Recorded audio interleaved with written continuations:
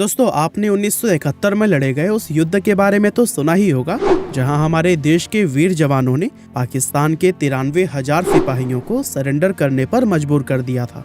ये भारत द्वारा पाकिस्तान पर दर्ज की गई इतिहास की सबसे बड़ी जीत थी। अब यूं तो इस जीत का सहरा बहुत से वीर जवानों के सर बंधा था, लेकिन उस जीत का श्रेय अगर किसी एक सिपाही को दिया जाए तो ऐसे में सैम मानेकशॉ का नाम सबसे ऊपर आता है, जो कि 1971 युद्ध के दौरान भारतीय सेना के प्रमुख थे। सैम मानेकशॉ वो सिपाही थे जिन्होंने अपने करियर में वर्ल्ड वार से लेकर के 71 की जंग तक कुल 5 युद्ध लड़े, लेकिन किसी भी लड़ाई में उन्होंने हार का सामना नहीं किया। वे जांबाज होने के साथ ही बेहद चालाक और युद्ध नीति में भी माहिर थे। साथ ही वे देश के पहले ऐसे इंडियन आर्मी थे जिन्हें कि फील्ड मार्शल के बड़े पद से सम्मानित किया गया था। और आज की इस वीडियो में भी हम आपको सैम मानेकशॉ के जीवन की उसी वीरता भरी कहानी के बारे में ही बताने वाले हैं, जिन्हें जानकर आपका भी सीना गर्व से चौड़ा हो जाएगा। और दोस्तों, उनकी वीरता की कहानी तो इतनी इंस्पायरिंग है कि उनकी लाइफ के ऊपर बॉलीवुड मूवी भी आ रही है, और इस मूवी में विकी कौशल आपको लीड रोल में नजर आएंगे। तो दोस्तों, सैम मानेकशॉ का जन्म 3 अप्रैल 1914 के दिन पंजाब के अमृतसर में रहने वाले एक पारसी परिवार में हुआ था। और आपको जानकर हैरानी होगी कि जो सैम मानेकशॉ आज इंडियन मिलिट्री का इतना बड़ा नाम माने जाते हैं, वो असल में सेना का हिस्सा कभी बनना ही नहीं चाहते थे, बल्कि उनका सपना तो अपने पिता की तरह एक डॉक्टर बनने का हुआ करता था। दरअसल सैम की उम्र जब 15 साल हुई तो उन्होंने पिता से आगे की पढ़ाई के लिए विदेश जाने की जिद की, लेकिन उनके पिता ने उन्हें विदेश भेजने से साफ इनकार कर दिया। अब चूंकि सैम बचपन से ही बेहद अकड़ और गुस्सैले स्वभाव वाले बच्चे थे, ऐसे में पिता के विदेश न भेजे जाने पर उनका गुस्सा 7वें आसमान पर पहुंच गया, और इसी गुस्से में ही उन्होंने अपना डॉक्टर बनने का सपना छोड़कर सेना में भर्ती होने का एग्जाम दे डाला। और इस एग्जाम को पास करने के बाद से साल 1932 में उन्होंने IME यानी कि इंडियन मिलिट्री एकेडमी को ज्वाइन कर लिया। और दोस्तों, इस तरह से ड्रीम जॉब न होते हुए भी मिलिट्री ही सैम मानेकशॉ का करियर बन गई। अब दोस्तों, ये वो समय था जब हमारा देश भारत आजाद भी नहीं हुआ था और हमारी भारतीय सेना अंग्रेजों के लिए जंग लड़ा करती थी। यहाँ तक कि हमारी आर्मी को भी उस समय ब्रिटिश इंडियन आर्मी कहा जाता था। अब साल 1939 में जब सेकेंड वर्ल्ड वार शुरू हुआ, तब Sam Manekshaw British Indian army में कैप्टन का पद हासिल कर चुके थे, और इसीलिए वर्ल्ड वार में वो ब्रिटिश सेना की तरफ से एक अहम भूमिका निभा रहे थे।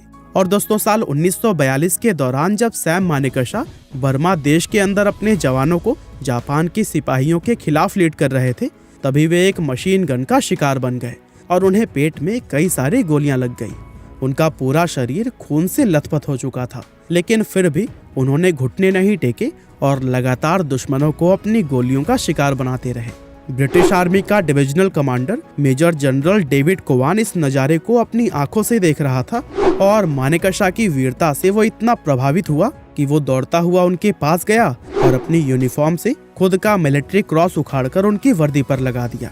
उस समय मानेकशॉ की हालत देखकर सभी को लग रहा था कि वो अब जिंदा बिल्कुल भी नहीं बच पाएंगे, लेकिन इससे पहले कि उन्हें कुछ होता, शेर सिंह नाम के एक सिपाही उन्हें अपने कंधे पर उठाकर उस खतरनाक गोलीबारी के बीच से बाहर निकाल लाए और तेजी से दौड़ते हुए सैम को सीधा एक ऑस्ट्रेलियन डॉक्टर के पास लेकर गए। अब जब डॉक्टर ने मानेकशॉ की हालत देखी तो उसने यह कहते हुए उनका इलाज करने से मना कर दिया कि उनके बचने के चांसेस लगभग ना के बराबर हैं। दरअसल डॉक्टर को मानेकशॉ के बच पाने की उम्मीद बिल्कुल भी नहीं थी, और ऐसे में वो उनके इलाज में अपना समय वेस्ट नहीं करना चाहते थे। लेकिन शेर सिंह ने जब उस डॉक्टर को इलाज करने के लिए फोर्स किया, तब आखिरकार डॉक्टर ने यह चेक करने के लिए कि मानेकशॉ कितनी होश में है, जानबूझकर उनसे सवाल पूछा कि नौजवान, तुम्हें क्या हुआ है। और दोस्तों, इस सवाल का जवाब देते हुए मानेकशॉ ने कहा कि मुझे एक खच्चर ने लात मारी है। ये जवाब सुनकर डॉक्टर के चेहरे पर भी हंसी आ गई और वो उनका इलाज करने के लिए राजी हो गया। दोस्तों, आपको जानकर हैरानी होगी कि सैम मानेकशॉ को लंग्स, लीवर और किडनी में कुल 7 गोलियां लगी थी, और इतनी बुरी तरह घायल हो जाने के बाद भी उनका जिंदा बच निकलना वाकई में किसी चमत्कार से कम नहीं था। 1947 में भारत के आजाद होने व भारत पाकिस्तान विभाजन हो जाने के बाद से सैम मानेकशॉ को गोरखा रेजिमेंट में पोस्ट कर दिया गया, क्योंकि इससे पहले वे जिस रेजिमेंट में थे, विभाजन के बाद से वो पाकिस्तान का हिस्सा बन गई थी। और दोस्तों, मानेकशॉ खुली जुबान वाले इंसान थे, जो कि अपनी किसी भी बात को कहने से कभी नहीं चूकते थे। और यही वजह थी कि अपने सीनियर्स व राजनेताओं के साथ में उनकी कुछ खास नहीं बनती थी, लेकिन अपने इसी स्वभाव के लिए ही वे अपने सिपाहियों में काफी प्रिय थे, जहां हर एक जवान सच्चे दिल से उनका सम्मान करता था। अब दोस्तों, यूं तो सैम मानेकशॉ अपनी लाइफ में एक से बढ़कर एक मुश्किल व मुसीबतों का सामना कर चुके थे, लेकिन उनकी जिंदगी की सबसे कठिन चुनौती उनके सामने तब आई जब भारतीय सेना के सबसे सीनियर कमांडर होने के नाते साल 1969 में उन्हें आर्मी चीफ बना दिया गया था। दरअसल हुआ यह कि पूर्वी पाकिस्तान के सिपाहियों का अपने नागरिकों पर अत्याचार इस हद तक बढ़ गया था कि वे लोग अपनी जान बचाने के लिए भारत की तरफ पलायन करने पर मजबूर हो गए थे। मामले की गंभीरता को समझते हुए तत्कालीन प्रधानमंत्री इंदिरा गांधी ने सैम मानेकशॉ के साथ तुरंत एक मीटिंग की और पाकिस्तान को जल्द से जल्द एक मुंहतोड़ जवाब देने के लिए बोला। असल में इंदिरा गांधी चाहती थी कि यह युद्ध जितना जल्दी हो सके शुरू हो जाए, लेकिन मानेकशॉ के हिसाब से उस समय जंग शुरू करना भारत के लिए उचित नहीं था, क्योंकि तब दुश्मन सिर्फ पाकिस्तान ही नहीं बल्कि चीन भी था, और अगर चीन व पाकिस्तान दोनों के साथ में एक ही समय पर जंग शुरू हो जाती तो ऐसे में भारत की हार निश्चित थी। इसीलिए मानेकशॉ ने इंदिरा गांधी के जंग शुरू करने के आदेश को सिरे से नकार दिया। और दोस्तों, वाकई में इंदिरा गांधी जैसा स्ट्रिक्ट प्रधानमंत्री के आदेश का उल्लंघन सिर्फ मानेकशॉ जैसा रौबदार जनरल ही कर सकता था। हालांकि मानेकशॉ ने पीएम को जंग के लिए मना करने का अपना कारण भी बताया और युद्ध की तैयारी के लिए उनसे थोड़े समय की मांग की, जिसके बाद से भारत व पाकिस्तान के बीच में यह युद्ध 3 दिसंबर 1971 के दिन शुरू हुआ। मानेकशॉ के नेतृत्व में भारत का पलड़ा शुरू से ही भारी रहा, जहां भारतीय सेना एक के बाद एक अहम मोर्चे को अपने कब्जे में लेती गई। हालांकि जंग शुरू हुए अभी सिर्फ कुछ दिन ही बीते थे कि मानेकशॉ को यह बात समझ आ गई थी कि अगर यह युद्ध ज्यादा लंबे समय तक चला तो इसमें भारत की जीत मुश्किल हो जाएगी। इसीलिए उन्होंने ताकत के साथ ही अपनी अक्ल का भी इस्तेमाल करते हुए जानबूझकर यह दिखाना शुरू कर दिया कि भारत हर एक फील्ड में पाकिस्तान से कितना ज्यादा आगे है। अब वो ऐसा इसलिए कर रहे थे ताकि पाकिस्तान के सिपाही लड़ने से पहले ही मानसिक रूप से हार जाएं और भारत के सामने सरेंडर कर दें। और दोस्तों, मानेकशॉ की यह रणनीति वाकई में काम कर गई, जिसके चलते 16 दिसंबर यानी कि युद्ध शुरू होने के सिर्फ 13वें दिन ही पाकिस्तान की सेना ने भारत के सामने घुटने टेक दिए।